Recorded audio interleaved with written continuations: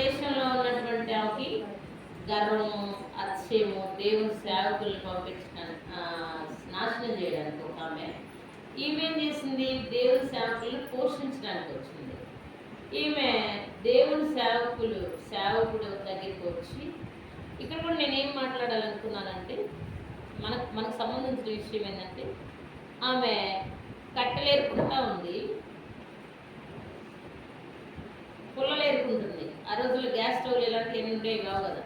పుల్లలు ఏరుకోవడానికి వచ్చింది. ఆ పుల్లలు ఏరుకోవడానికి వస్తే ఆమెను చూసి ఈయనేమంటున్నాడు, అమ్మ నాకొక అప్పం తీసుకురమ్మండి అని. మనం ఎవరైనా అట్లా అప్పం తీసుకురమ్మంటే మన దగ్గర అసలు ఏం లేదు, ఏం లేదు, ఎవరన్నా అడిగినప్పుడు ఏమనిపిస్తుంది? సపోజ్ అడుక్కునే వాళ్ళే అడుక్కున్నారు అనుకోండి, అక్కడికి వెళ్ళినాం, ఏబా నువ్వే ఏంది నాకు లేకపోతే అంటామా లేదా? అంటాం. నేను కూడా అన్న రోజులు ఉన్నాయి, అందుకే చెప్తున్నాను.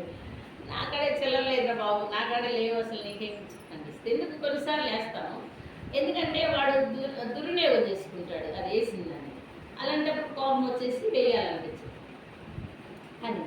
కానీ ఇప్పుడు ఈయన ఎవరో ముసలాయన అడుగుతున్నాడు, నాకే లేదు, నా బిడ్డున్నాడు, నా కొడుకున్నాడు అని చెప్పి అనుకుంటే, ఈయన మళ్ళీ ఏంది ఒక అప్పం తీసుకుని రమ్మంటున్నాడని, సరేలే అయితే మంచిగా మనకంటే కోపడకుండా, అయ్యా నాకే ఒక్కటి ఉంది, మేము వెళ్ళి పిండి ఆ ఒక్క అప్పమే చేసుకొని నేను నా కొడుకు తినాలి, మరి నీకు ఇవ్వంటే నేను ఎక్కడ తీసుకొచ్చి ఇచ్చేది అని చెప్పేసి అంటే ఆ మాట అనేసి ఊరుకున్న తర్వాత ఏం జరిగింది చెప్పండి?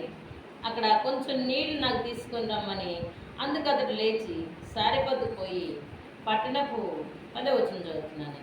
గవిని వద్దకు రాగా ఒక విధవరాలు అసలు కట్టెలేరుకొని చూసి ఆమెను పిలిచి, త్రాగుడికై పాత్రతో కొంచెం నీళ్లు నాకు తీసుకొని రమ్మని వేడుకున్నాను.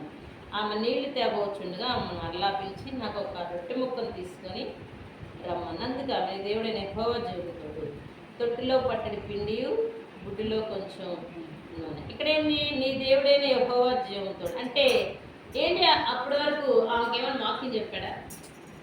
చెప్పిన